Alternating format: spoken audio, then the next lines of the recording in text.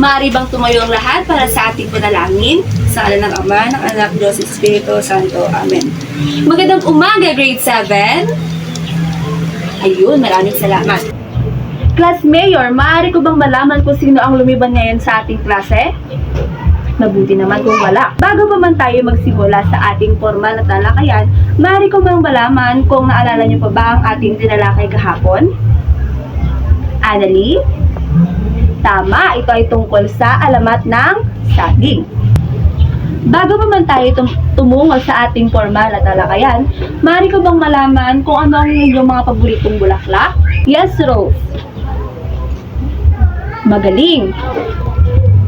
Ginoong Ray, maaari ko bang malaman kung ano yung paboritong bulaklak? Maraming salamat. Ang inyong mga ibinigay na halimbawa ay isa lamang sa mga halimbawa ng mga bulaklak. Meron akong tanong, bakit ito ang naging paborito nyong bulaklak? Yes, Annalie? Magaling. Ikaw naman, April, bakit ito ang naging paborito mong bulaklak? Pwede mo bang ibahagi sa amin?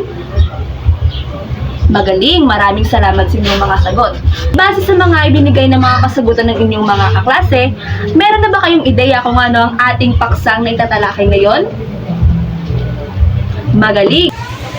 At ito ay tungkol sa alamat ng waling-waling.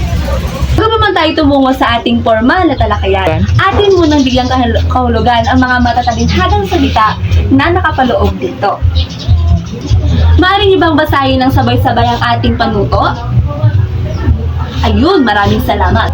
Sino ang nais sumagot sa unang ating bilang? Yes, Tibor? Maraming salamat. Ano nga ba ang may salitang may salungguhit? Magaling, ito ay ang taktika. Tama ba ang sagot ni Tibor? Tama. Ito ay ang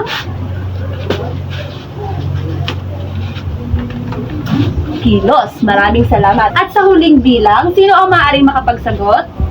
Yes, John Prill. Magaling.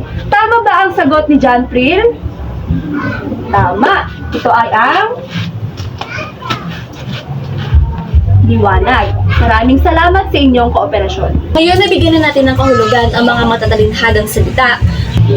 Mayroon ako ditong inihandang alamat na pinamagatang alamat ng waling-waling. Handa na ba kayong makinig? Ayun, maraming salamat. Alamat ti waling-waling. Noong unang panahon, sa isang kahariang matatagpuan sa may dagat ng Mindanao, may isang makisig at matapang na sultang nagngangalang Raha Sulaiman. Dahil sa kanyang galing at tapang sa digmaan, siya ay nakilala bilang isang kilabot sa iba't ibang kaharian.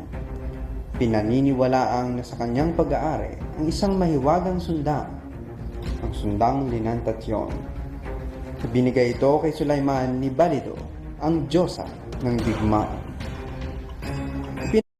Nagkaloob ito sa kanya dahil sa mahusay niyang taktika sa pakikidigma. Malaki, isang bulaklak na may lilat pulang batik sa kanyang mga talulo. Hindi sila makapaniwala sa kanilang nasaksihan, subalit walang nagawa si Sulaiman at ang mangingisda. Pagbalik sa palasyo, inlatasan niya ang mga kawan niya na kumuha ng mga bulaklak na waling-waling sa gubat at ipalumuti ito sa mga puno sa harapan ng palasyo. Isang pag-aalala sa pag-ibig na sana'y maaabot na niya. Naunawaan niyo ba ang kwento? Ayun, maraming salamat. Sa tingin niyo, ano kaya ang kaugalian ni Raha Sulaiman? Yes, Mikaela? Ayun, maraming salamat.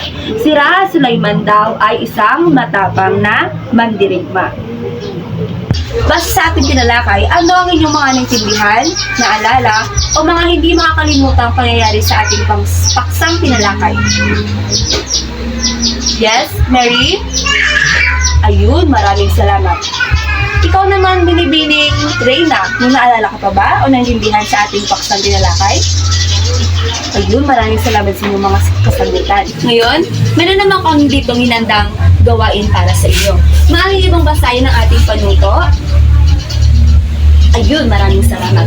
At andito ang aking pamantayan para sa inyo, ang kaangkupan na may makakatungan ng konsepto. At ang pangalawa ay pagkamalikhain at may kasanayang pagsusulit at may kabuwaang puntos na 100%. Maaari na kayo magsimula. Meron lamang kayong 5 minuto para sa inyong gawain. Tapos na ang 5 minuto. Unang grupo, maaari nyo bang ipresenta dito sa harapan ang inyong gawa?